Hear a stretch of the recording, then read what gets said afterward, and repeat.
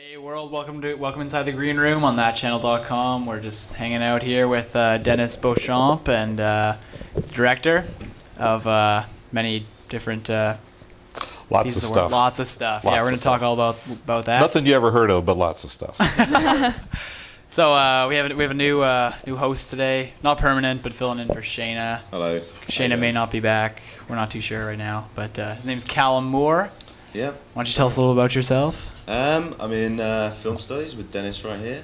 Yeah, And, brought in a friend. That Dennis, by the way, that one right there. This Dennis. No, just in Yeah, case. That's right. Yeah, I was called an hour ago to fill in. Hour and a half at least. I'd say an hour. But no, happy to be here. It's going to be great. We shipped him in from England. Yeah, no, that's true. That's true. Oh yeah, outsourced Well the done. show. Yeah, I heard about it on the BBC and sent me over. Prime time, I hear. Yeah, no, that is true. Dennis is a, BBC 7, I think, is what it... you don't know you're on BBC 7. It's a pirated thing we do over there. Just telling our engineer. Also got Anna Ross, as usual. Yep, back again for another week. So it's pretty freezing and miserable outside, but we're nice and warm here in the green room with our director, Dennis Beauchamp. And what's one of the more recent projects you've been working on lately? Well, actually, I've done a lot of stuff in my life. I've done a lot of major documentaries and some features and stuff. But I've now graduated into reality television. No. Nice. There you go. Should I stay? I can go.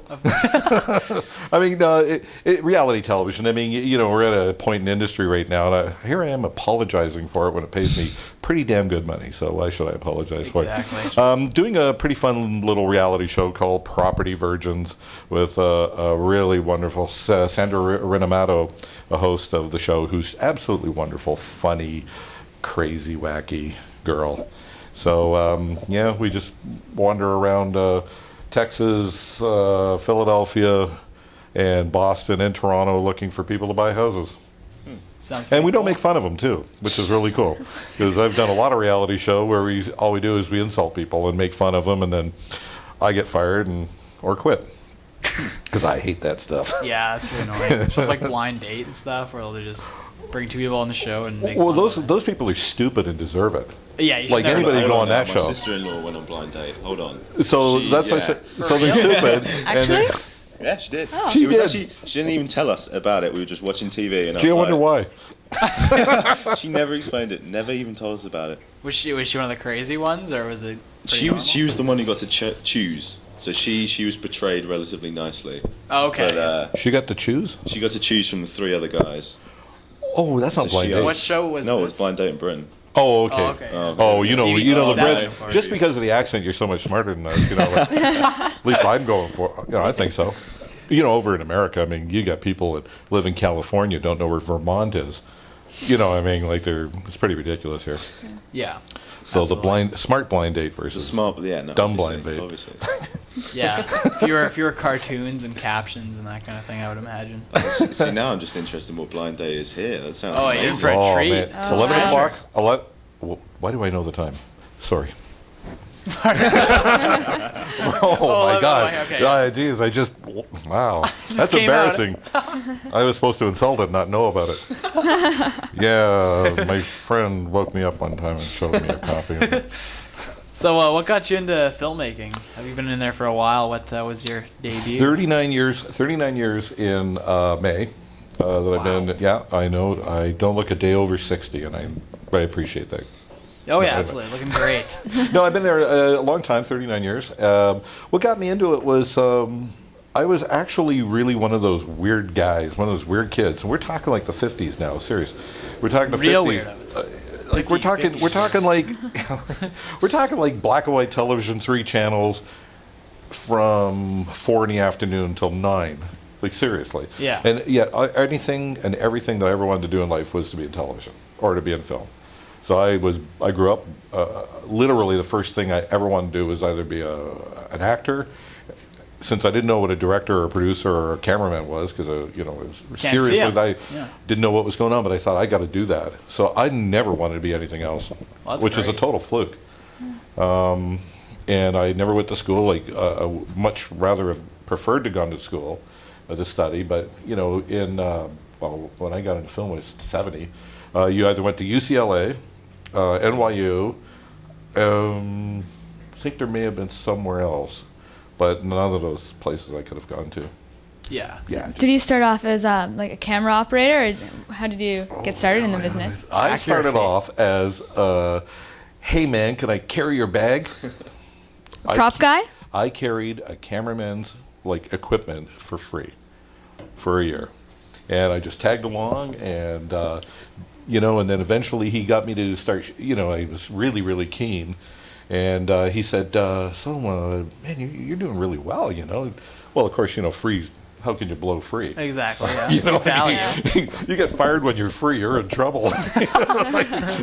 I know some people have been fired for free when they're doing it for free, but no, I was really keen, and we had in those days we had the Bolexes and the Beauchamps and those crank cameras, Yeah. Yeah, you've seen them. I'm sure they use them in The film old school, school. right? Oh, it's I got old. something like that. Yeah. Everything I am is old school. I think I was pre-old school, which is even scarier. Old But anyway, Testament. Old Testament, yeah, there you go. Old Testament. Anyway, so basically, he gave me a camera and said, "Why don't you give it a shot? Why don't you try it out?"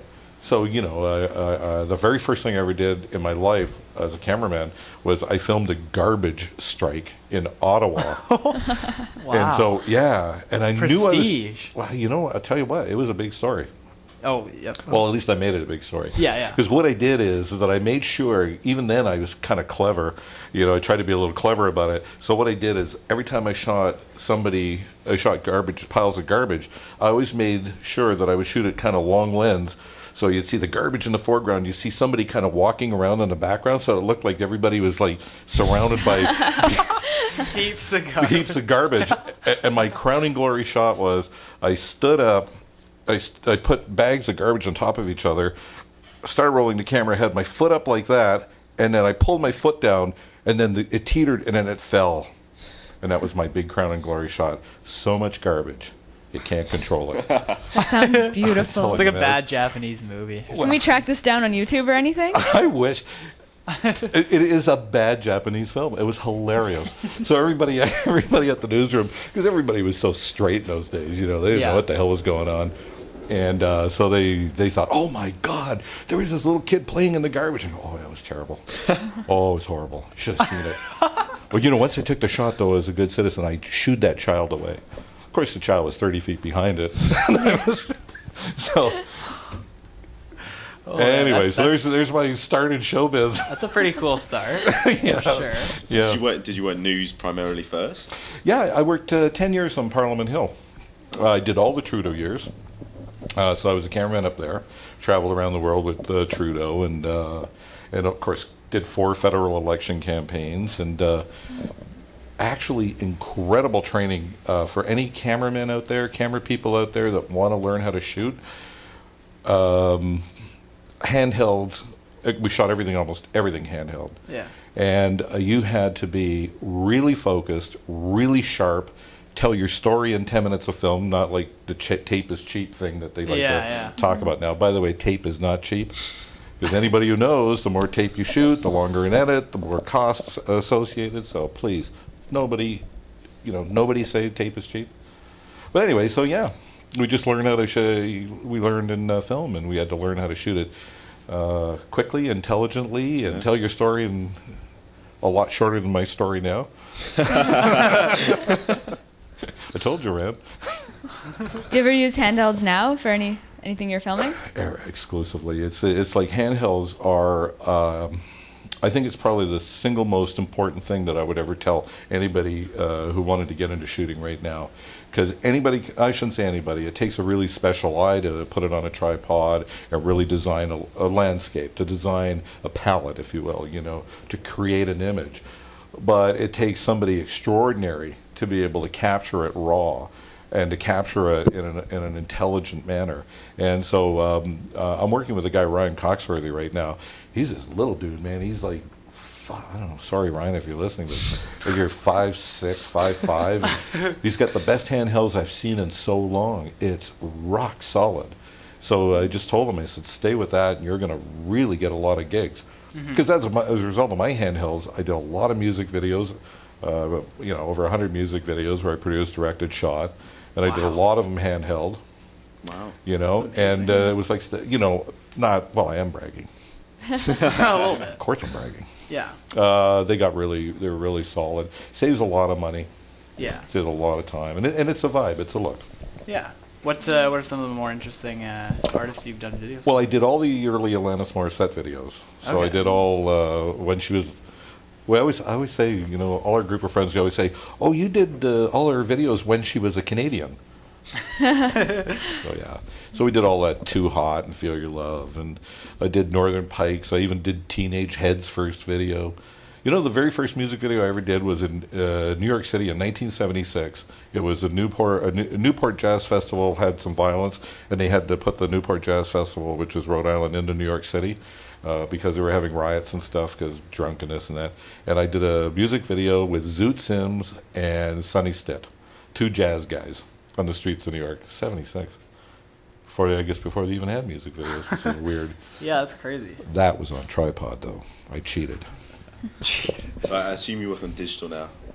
Yeah, we do there's a lot of great equipment out there now. I mean, I miss film. Yeah. I miss loading mags. I miss light meters. I miss the smell of it. Really is an extraordinary. It's a beautiful smell. I love the tone of it. Shot a lot of 35 in my life and a lot of 16. 16 can get a little rugged, but 35 is just Flawless, so yeah. beautiful, and it's going to be a lost art soon, which is unfortunate. Yeah, let's drink to film's death. Mm-hmm. Why don't we do that? Cheers. To death of film. To death. But please come back alive soon. But so we shot a lot of 35, and but right now it's all digital, and we're going. We shot a show recently on Panasonic Vericam, which terrific look. Yeah. Reds are now the I red was camera. just about to Yeah. ask. Yeah. You Red, ever of played course. around with any red? No, we're gonna. I think we got a couple of one feature this coming up this summer, and I think we're doing it on red. We're gonna do it on red. Yeah. What's that called? What's that project? Oh, gosh, it's called Soup. Soup. Yeah, I can't tell you a whole lot about it because the producer is very fussy about that stuff. When it's sort of pre-development, as they like to say. Mm-hmm. Pre-development means I'm about $100,000 short, and if you give me that $100,000, I'll tell you what the film's about.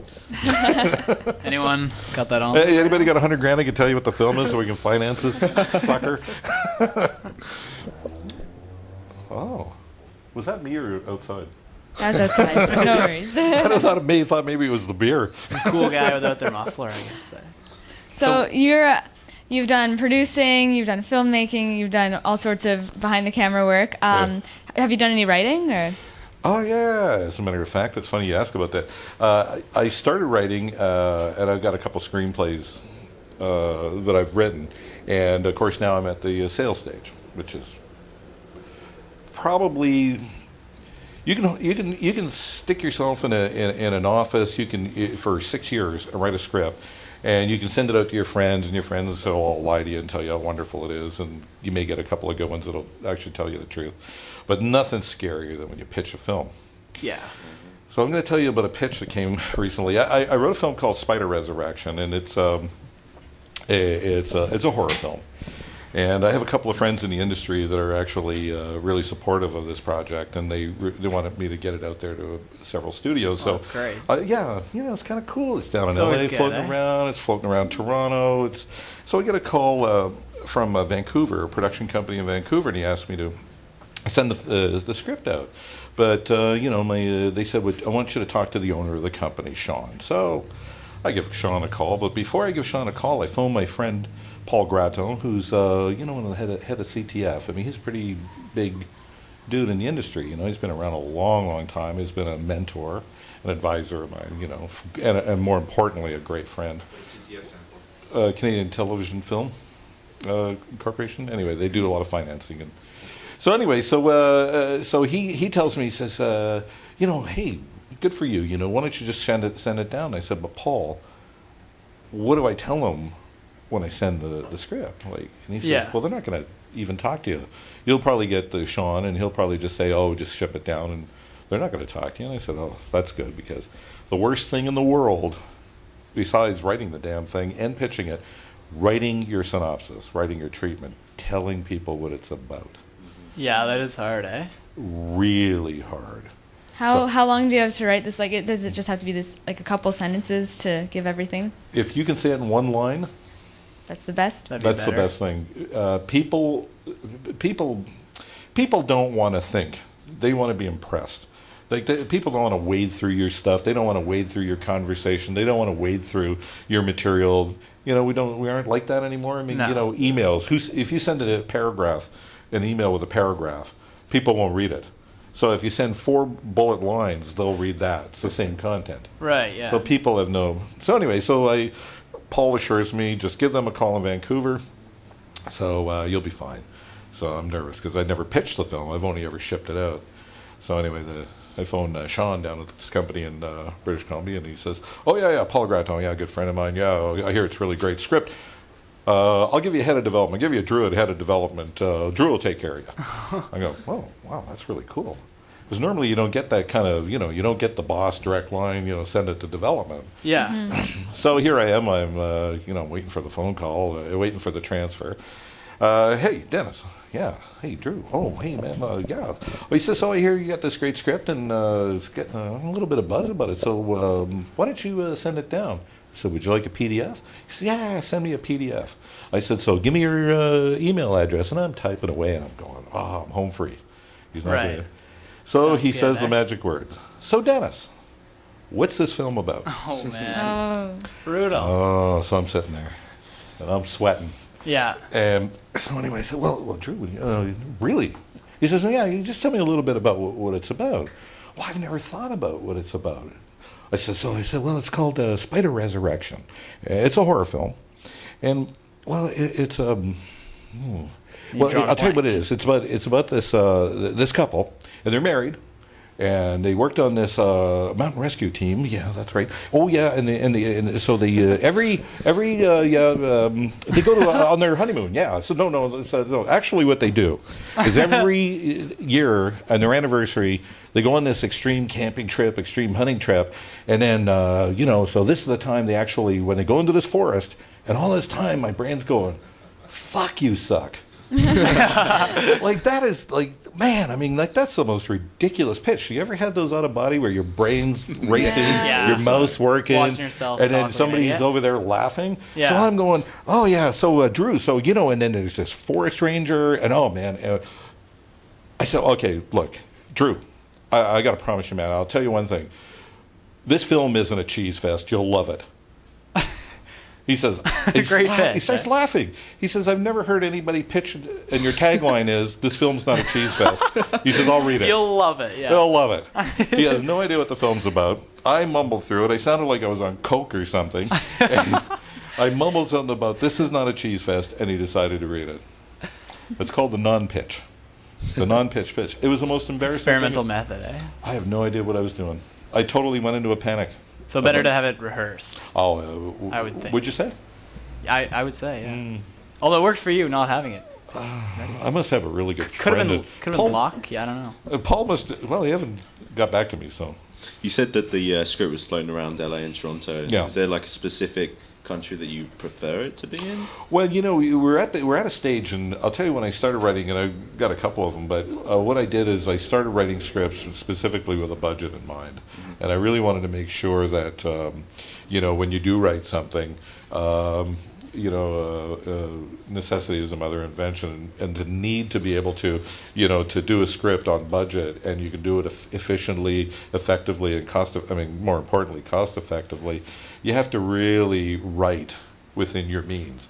So when you're writing a simple script, affordable script to do, it's all of a sudden you're writing something that you can write because it is simple, and you're relying heavily on the characters. You're taking out all these elaborate locations, these exotic locations, and you have to get right down to the characterizations. And really what the essence of every film is, important what they say, but it's what they do and how they react to what they do. Obviously, yeah. So, that's the key to any dramatic creation is, A good how did story they with react? good characters, yeah. Yeah, so what I did is I wrote Spider Resurrection as a really simple piece. That it's really two people who go camping in a forest, it's pretty and they Not happen a cheese upon. fest. Pardon?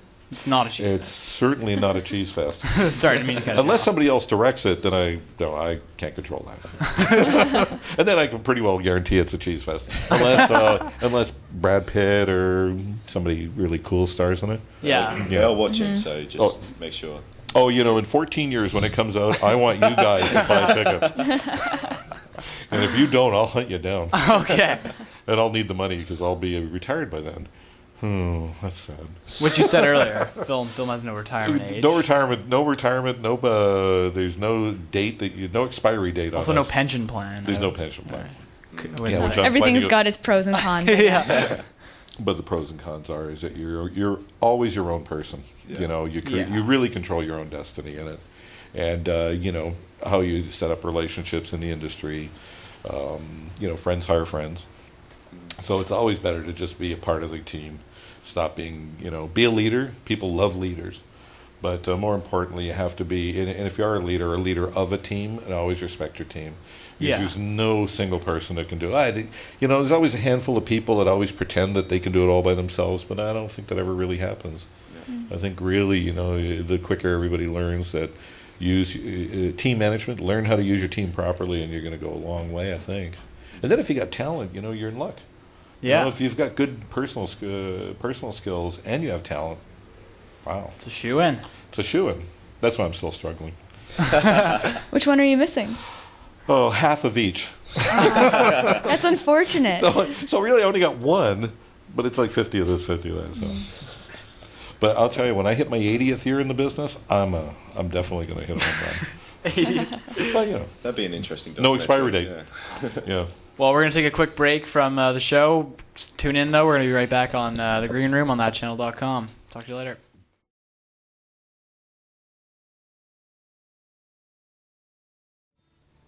All right, we're back here in the green room with Dennis Beauchamp, and we're here at thatchannel.com.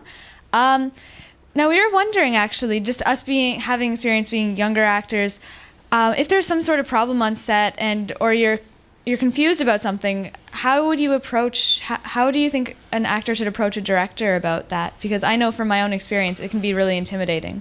Well, the thing that it doesn't even matter how experienced anybody is. There is always going to be levels of intimidation, and there's going to be the fear in any situation.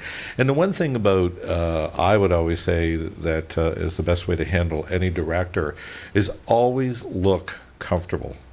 The minute that you sweat, the minute you look nervous, the first thing that any director is going to think is, "Oh, I know what the real problem is. You're not prepared." Really? They Yeah. just- they jump right at that. Yeah. Well, you want an actor. When an actor comes into a film, comes into anything, you want to absolutely know that character as well as anybody, and you want to fight for that character. And there's going to be a lot of discussions that are going to be happening, beforehand. You just don't learn a character unless you're auditioning. You kind of learn a character and then come on set and just start acting, start doing your character.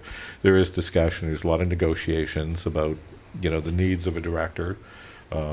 The way a director will shape you and focus you back into, again, being a part of the team and not just being what your interpretation is, but you have to sort of intertwine all those interpretations. Every actor is going to be their own person, and they're going to try and bring something to the table. So you have to be as prepared as possible. A lot of preparation, too, is an anticipation of where somebody may want to change the direction of a character, tweak it a little bit, and you being prepared for it. A lot of actors, even big major stars, will get sides at their door in the morning. It's a figurative thing, their assistant will give it to them. But The director won't come to their house and slip it through the mail. You might.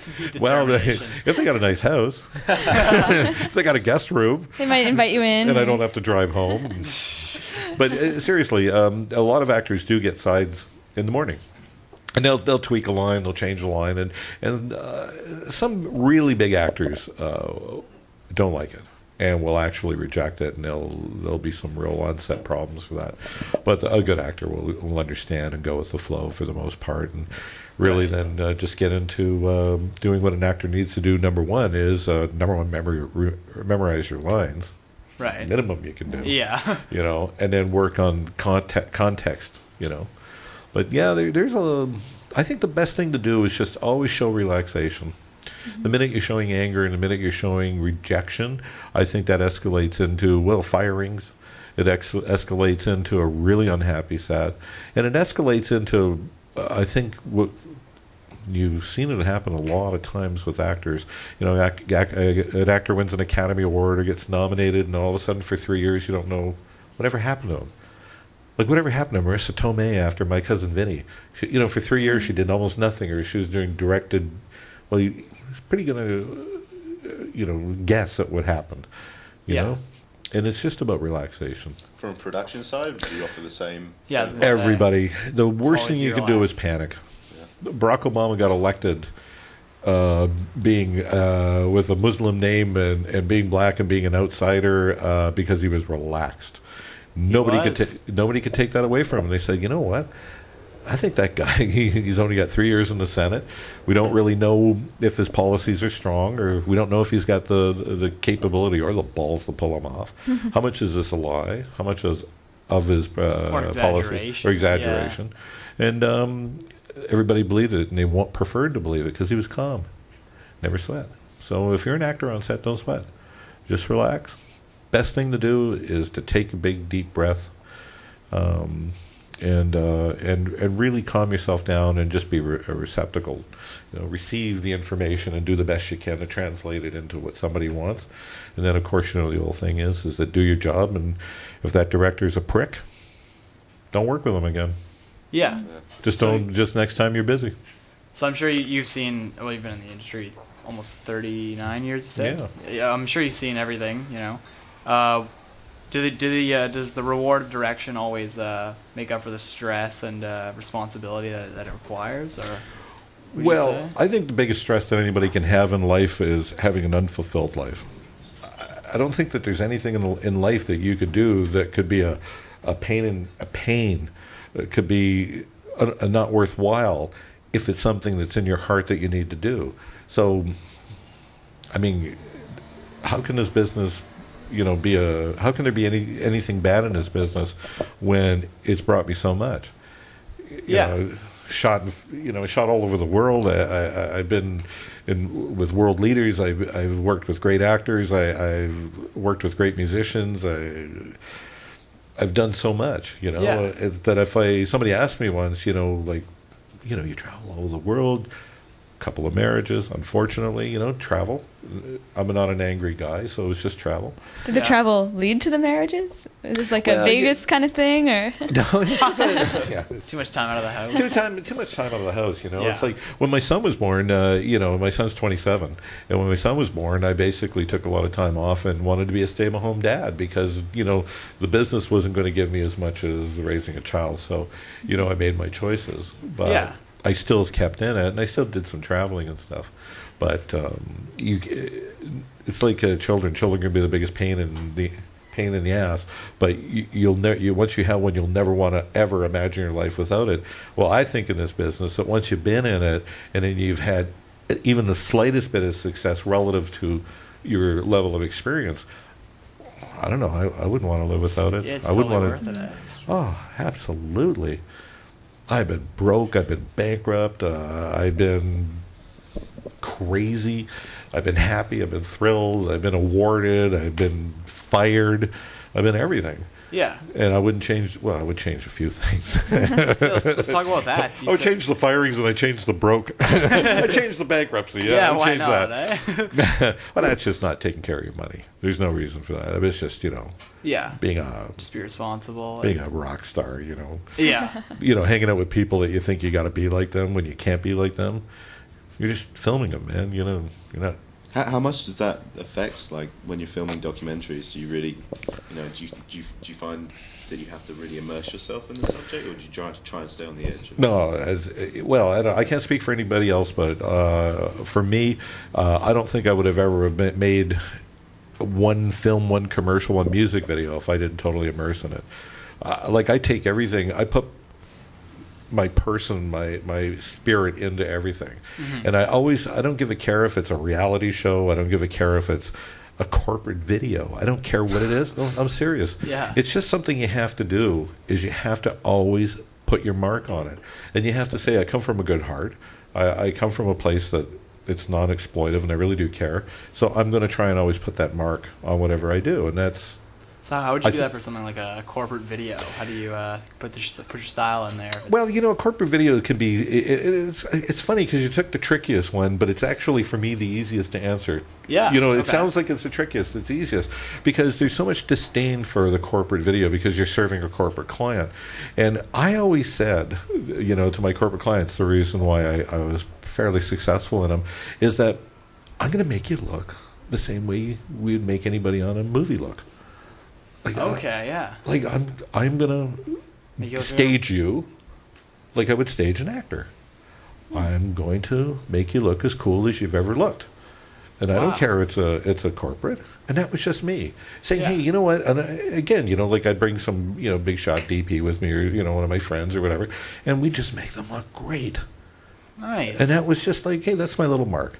I can't make you say it any better because, you're brand new and you're not an actor, but you're going to look good.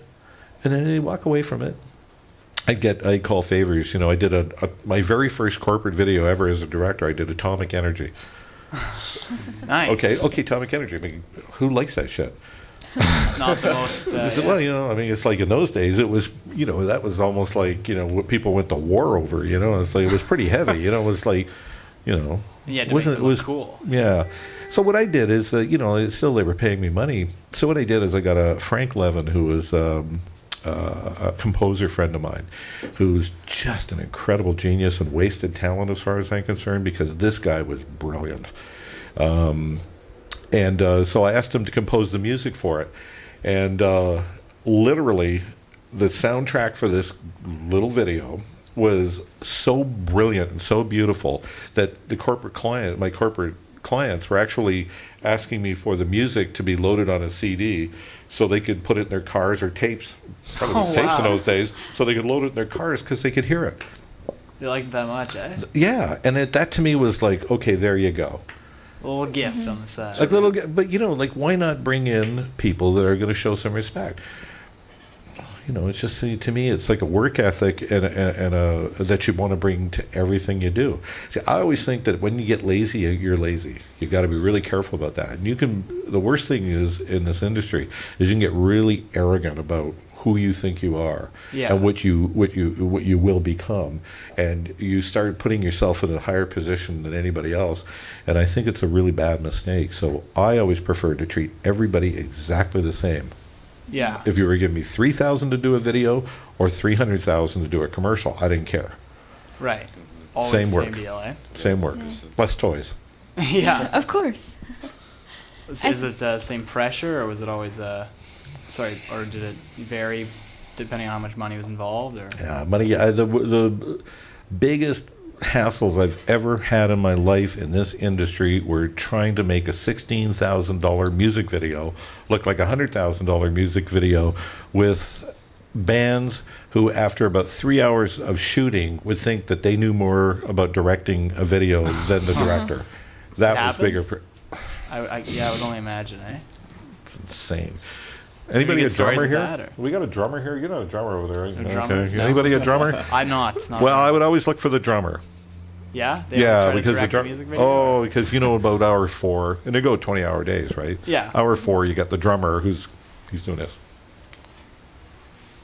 I'm going, he's ready. He's ready to. He's going to start. He's coming over here any minute now. Next thing you know, it's like, can I make a small suggestion? And then I'd spend 30% of the time fighting off the drummer. What kind of suggestions do they want to do? I mean, to be perfectly frank with you, nothing I can remember. Because and please, it's not against drummers. I mean, that's kind of a figure. It could be a bass player. I gotta tell you, music videos, when I was shooting music videos, and this is absolutely God's truth, everything else is bullshit with it. Should I get that? No, passing that off. I hope that's not for me. Bankruptcy court. See, I told you I was broke. It's a drummer. It's a drummer. It's a drummer. It's a drummer. Pissed off. He's a small suggestion. Yeah. Yeah, I got a small suggestion. Would you shut up? What kind of tricks do you do though to turn something that's a smaller budget to make it look like it's a really big budget project? These are great questions. I tell this to everybody. Yeah. I say, you want to make something look really good? Okay, everybody thinks a big budget is this incredible wide shot of the street with the cars tumbling and, everybody thinks, you know how do you make things look really big budget? I do. Shoot only what you can light. Okay, yeah. Light small areas, light them really well, Yeah. frame it really well, and And it'll look good. it'll look great. Okay. Why light the world Yeah. and try to make it look like, don't spread your shit around, man. Just focus it. Yeah. And then, When you're telling your story, it's the same about writing a script. Don't write a script about, whatever, Star Wars. Yeah. Write some little drama that you can handle. So I always tell people, close the area of vision down and center it. And then once you get that intimacy, it's amazing how everybody responds. They take a little bit more time. They relax a little bit more. They don't feel like they have to fill this canyon with all this activity. And Yeah. then it gets down to the intimacy of the art form of film. Right. Like you have to fill a stage, right? Yeah. Filling a stage. See, we have to fill. a square. That's all we have to do. Rectangle now. Jeff Bridges said he spent his entire career doing as little as he could. Did he? Serious. Yeah, I don't That's know. a very true story. Because he said people would rather read your mind than you tell them. They So- want to look at your eyes and go, depth. what is that dude thinking? Man, And that's more high budget than High Fast value. and Furious. High value. This is Yeah. exactly what it is. Stay small, stay intimate, and You stay can true. find all the little subtleties and everything as well. Next time you look at a film, when you see, it's like, these are all like school stuff, right? It's like next time you see a film and you're looking at it, what affects you more, the person fighting the tear or the person crying? Fighting the tear. Fighting. Fighting the tear, because that's what the whole point is. We're all in battle. We're all in conflict. When we surrender, a lot of us have a tendency to think less of somebody who's totally surrenders, to an emotion. It's weird how we're built, how the human is built. Yeah. If you're too happy, they think you're a freak. If you cry too hard, they think you're out of control. But you fight all that stuff, and they think you're brilliant. So it sounds like you're a great believer of the talent, and how the actors should be great. What if you're working with like a bad actor? Is there any way you can? Well, How then do I you shoot. hide that? Then I shoot wide and out of focus. Yeah. That's the old trick. Where budget And comes then I try conveniently to script that person out quickly as possible. No, it's tough. It's tough because the only thing that I've worked with a lot of very, very inexperienced actors, and I always. It's just like desperate tips, but it's like the tips you give them. All I ever say to anybody, like, don't do too much. And all you have to remember is if everything you say you believe, I'll believe it. All you have to do is believe it. Yeah. You're not delivering it the exact way I want. It hasn't got that tone, and you're not, you haven't reached out to a story point coming down the road and foreshadowing it with this nuance right here. All you have to do is just say your line and actually believe your line. And then I'll try my best to work with that. Because really when it comes down to it, the film is truth. I mean, if you're on stage, if you're on stage, you can hide a little bit on stage. And I know that's a little unfair, but when you're in film, man, Camera's right there. camera's right there, and you can't hide from it. It seems like that's the biggest problem like that actors have. The most common one is that we try to act too hard, like these type A personalities, and we're like, okay, I am really gonna act this, but sometimes you lose. Better to just forget you're acting. Yeah, the Well, reality of it. isn't that? I think that's the whole point. Yeah, I mean, it's called seeing the strings. I mean, nobody wants to see the strings on a puppet. You don't. You don't want to see the strings. You don't want to think that somebody's acting.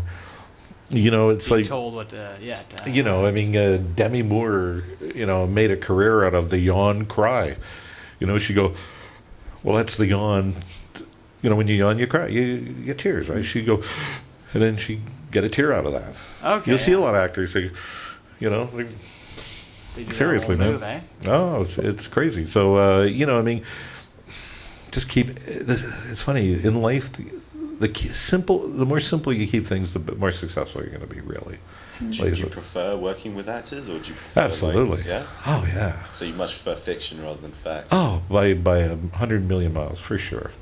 But documentaries, actually, that's an exaggeration. Documentaries give you a lot of context. It gives you a lot of story to draw from, because you know when you're doing documentaries, you're seeing real life. I mean, not the reality television stuff. The reality television is just fun. It's a paycheck. It's fun. I love the crews and I love the people we work with. But it's just more like a kind of entertainment. Well, it's just like a summer gig. You know, it's like it's just something that nobody should get hurt, and it should be just some fun. Why don't we talk a little bit more about that after? We're Cool. going to take a quick break. Tune in though. We're here on the Green Room on thatchannel.com. Take it easy.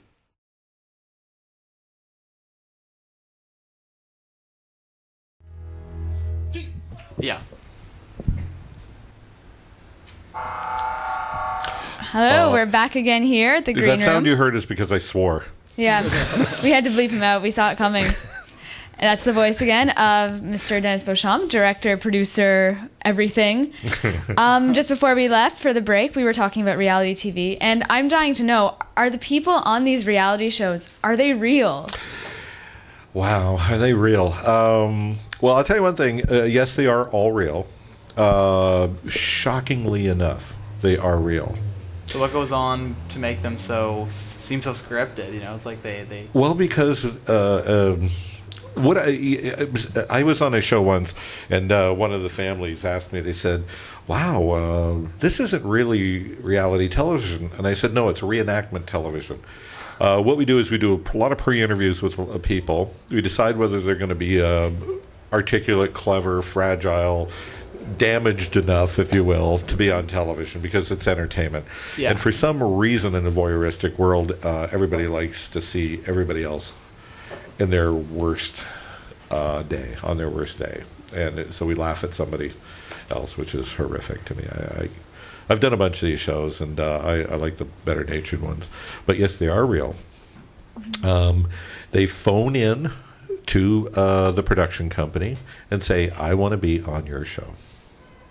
And it's as simple as that. And you know Jerry Springer and all those Maury Who would ever want Povich? to be on Jerry's? They actually have a casting agent that actually has all these hillbilly-ish type people, these damaged people who say, "Oh, I just slept with my sister, so if you want I slept with my sister episode on one of your shows, here's my name and address." And so Springer will, or these shows will phone up and say, "We're looking for incest."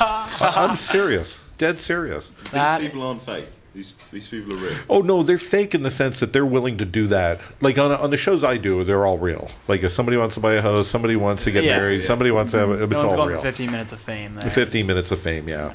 And the way, you know, getting back to an earlier question about how do you put your heart and everything into it, I always know that this is going to be the best home video they'll ever get in their entire lives.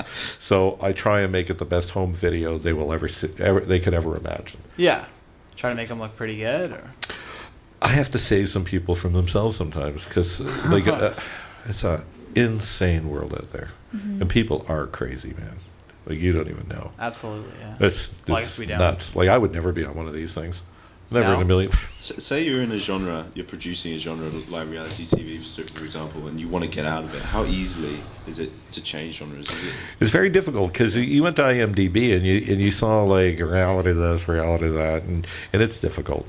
It's something that I've always had a philosophy of don't ever hide anything.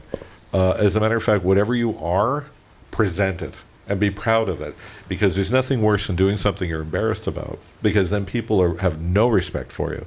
So instead of hiding from the fact that I do reality television, I Talk about it and I Yeah. publicize it, because in talking about it, they'll see how I handle it. On the show that I'm doing now, Property Virgins, my goal was, because it's a really simple show with a terrific host, my whole goal was to basically show up and make people laugh as much as we could let's have a party. Let's work 9 hours or 10 hours max. I don't want any overtime. And we go home. And people love it. Yeah. Because I give them some added value. I'm not insecure. I'm not worried about my job and my career. Yeah. So I just go in and I say, okay, being kids, yourself. here's what we'll do. We'll be really, really, really effective. We'll only shoot what we need, and we'll go home. And everybody loves it. Yeah, because then then no one's getting tired and complaining. And, I cut 4 hours. The first week, I was cutting off literally 3 to 4 hours a day. wow. I was cutting about 25% of the footage shot. Oh. So you're That's not awesome. you're not someone who's gonna say, okay, 16-hour day today. Oh, no. You know what? It's sort of these 16-hour days is like the music video commercial day where, if you shoot 2 days, it like more than doubles your cost because it's a long story, but it's a really ineffective cost because there's so much equipment, so much gear. No, I'm all about quality of life. Is that an attitude you stick to, or is that I just for reality? hang on to it with my life because I think that when people I don't just direct what's in front of the camera. I don't just when I'm producing, I just don't produce what's in front of the camera. I try to direct the whole ambience. I try to direct the attitude. I try to produce the quality of life that you can get when you work with me. Now I will get pissed off and look a little fearful. I will put the fear of the Lord into people, if they're late and lazy and they're disrespectful. But for the most part, I treat everybody equally, and I make sure they get in. You have to be in on time, and I'll get you home on time. You like that big team. And I fall into 2 categories. People either love working with me or they hate me. Because if they hate me, it's because they were either incredibly late, incredibly lazy, or frankly didn't give a shit. Yeah. And then I am just like you're the last person you want to see. So you have an attitude that's like you value quality of life. You don't want to work the 16-hour days. But that's got to be an attitude that, say, Callum and I won't be able to have going right into the industry. Right? We're gonna have to understand that we'll have to do the 16-hour days. Don't treat people when all of you finally get to the point in your careers where you're in charge of whether it's just yourself or your whole department. Do not treat people the way you'll be treated on the way up. Yeah. Don't ever hold that against people. Don't ever be angry about it. Bitter Just about look the at way don't, man. Just stay true to yourself about what's in your heart. What you want out of your quality of life. And sometimes, like if I have to go a 16-hour day, there's not one person that with my attitude that won't follow me because they're going, well, Dennis is working 16 hours. This is something's up. Yeah. Something's up. Like something happened. Like this is just so unusual. Oh, okay. Yeah. Yeah. So it's all about, again, being prepared and making sure that you respect everybody. Yeah, and it sounds extremely reasonable too. So when you're because I know you've worked all over the world, like so many different countries. What was it, like over 50? Yeah.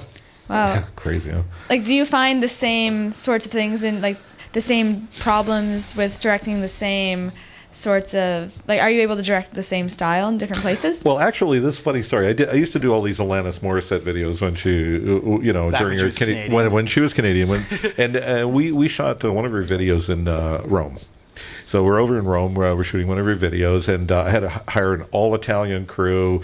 We actually went to one of the famous Italian movie studios to rent all our gear. I think it's where all the big La Dolce Vita and all these big flicks were being shot. And it's a brilliant place. And I'm all excited. I'm going, ooh, that's pretty cool. I get to rub shoulders with. Anyway, we're shooting in this hotel right across from the Coliseum. It's like literally our first scene. And I've got the big Italian crew. And we're actually, in our music video, I always like to put in storylines and actually like to have lines of dialogue. Yeah. So, it was good practice. A little selfish there.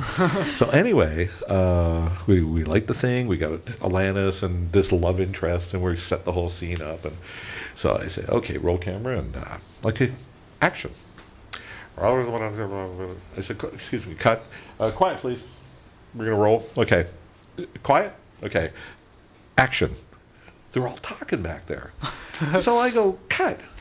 So now I'm getting pissed off, right? Yeah. So I do all that shit. So I go up to the crew, and like there's about 8 of them, 10 of them standing back there, and they're all talking, smoking, and all that shit. So I said, "Well, you guys, quiet, stop it." Oh, they said, "Oh, if you want us to be quiet, what you're going to have to do is pay us a 10% premium on our salary, so we'll be quiet on set." Wow. That is weird. Is there another 10% for being on time? Yeah. And then So I just told him, I said, I may be a little bit of a chubby guy. I'll kick your ass. I said, how about if I kick your ass for free?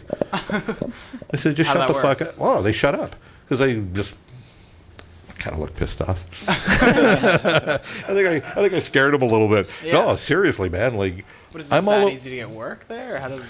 What's the deal? Actually, it was explained to me. This is so funny.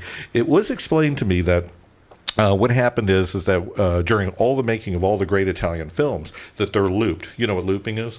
It's ADR, is additional dialogue recording. You go into the studio and you loop over your. So what they do is that they just shoot all their scenes, and the majority of their films were all revoiced in post. Okay. So they weren't used to being quiet. Oh. So they just thought, oh, we're just talking mumbles. Just yak it up. Yeah, yak it up. I couldn't believe that. It's really interesting. We were shooting in China once, and I said that I'm looking down this hallway. Oh, we have to wrap it up? No. Okay. Charlie. Okay, sorry. I just I thought I was going on again. Symbology. No, keep going. Okay, so anyway, I just we had the Chinese army were my assistants. We had like the army was there. So I said, I'm looking down the hallway and I go, geez, I'm mumbling to my assistant who was Chinese. I said, gee, it's too bad that dresser's in the way. It's kind of like I wanted the light coming in through the window and it was skipping down, the reflecting down the hallway, and it was all freshly waxed.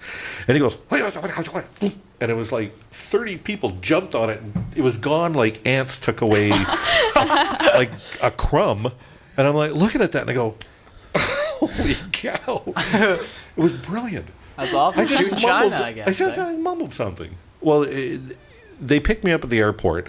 The army, the guy from the army picked me up at the airport. I walked to customs. He handed a brown envelope to customs.